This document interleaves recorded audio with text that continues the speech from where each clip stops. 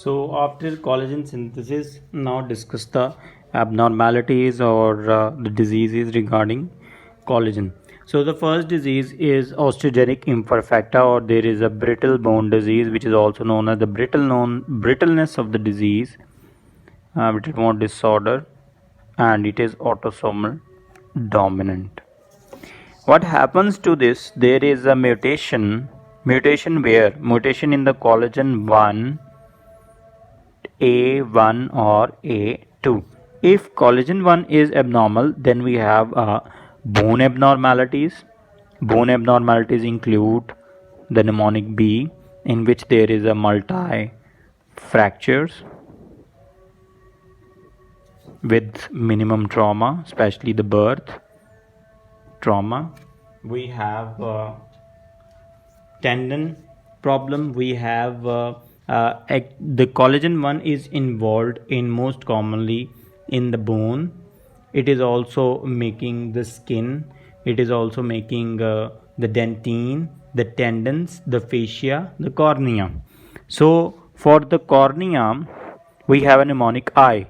We have the eye abnormality, eye, choroid, vein connective tissue, vein to the cornea abnormalities. Then we have the T4. Collagen 1 is also involved in dentine formation. So whenever there is mutation, we cannot make dentine. There is a dentogenic imperfection of the dentine, loss of dentine formation, dentine imperfection. And then we have for the blue eyes, we have the veins, blue sclera, blue cornea, and also the bones are present in the ear. So there is abnormal hearing loss, conductive hearing loss.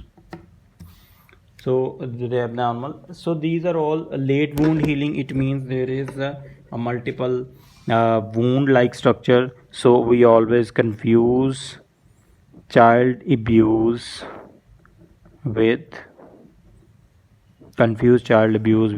osteogenic imperfecta. So the best mnemonic or keyword is the blue cornea and multi fractures.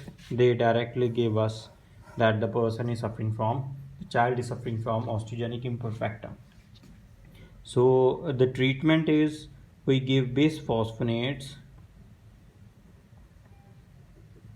which just help to decrease the fracture risk only. So the collagen 1 is involved in the cornea, these are involved in dentine, these are involved in abnormal late wound healing. So if we have abnormalities regarding the collagen 1, we cannot heal the wound. The wounds are in stuck into the stage 3 collagen state. So these are all the important aspects of osteogenic imperfecta. The next one is we'll discuss here is Menkes disease. This Menkes disease is X-linked recessive case, and in which we have the abnormal ATP7A, A for absent. So we have the absent copper, or we have the decreased activity of lysyl oxidase. So in the Menkes problem, we have the defective Menkes protein, which is ATP7A protein, which leads to absent copper. So we have a comparison over here versus Wilson disease. In Wilson disease, we have the copper transportation abnormality, which is ATP7B. This is ATP7B. B for there is a buildup of copper. So in the Wilson disease, we cannot transport the copper to the site, to the fibroblast. So they are built up into the body. But in the Menkes disease, we have a 7A abnormalities, or A means absent. We don't have copper. So which leads to low or copper levels. So the copper is very much important for lysyl oxidase for extracellular collagen processing. So we have a defective collagen. So this defective collagen leads to hair problem. We have the kinky or the brittle hair.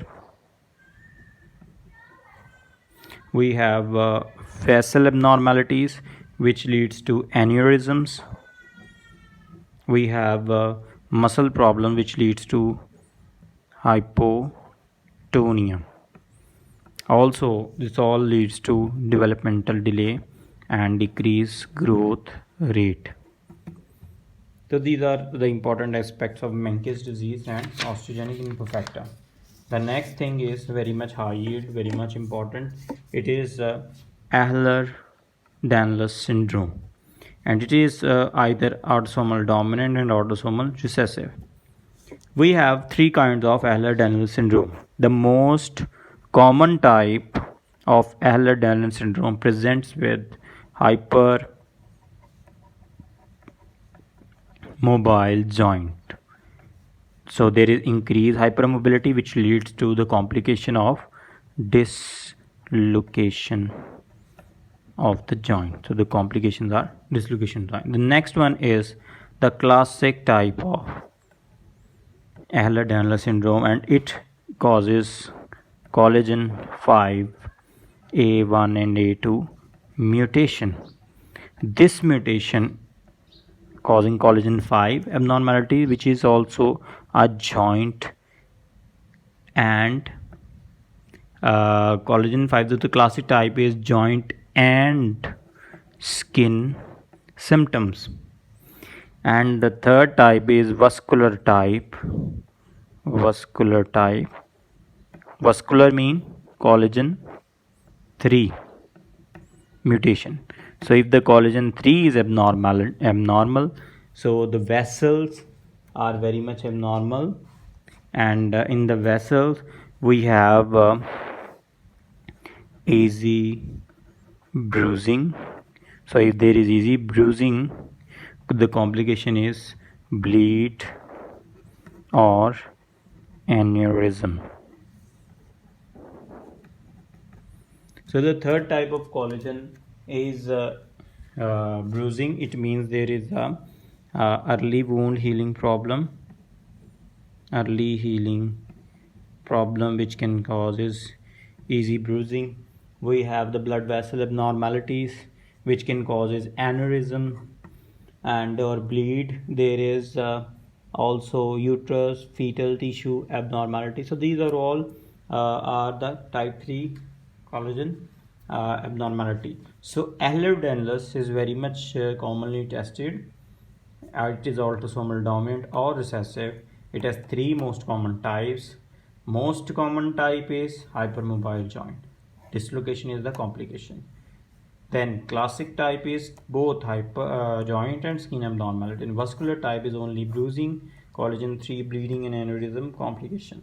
So these are the important collagen synthesis. We have discussed collagen synthesis, collagen type, and collagen abnormality. And collagen is very much tested, very much high yield.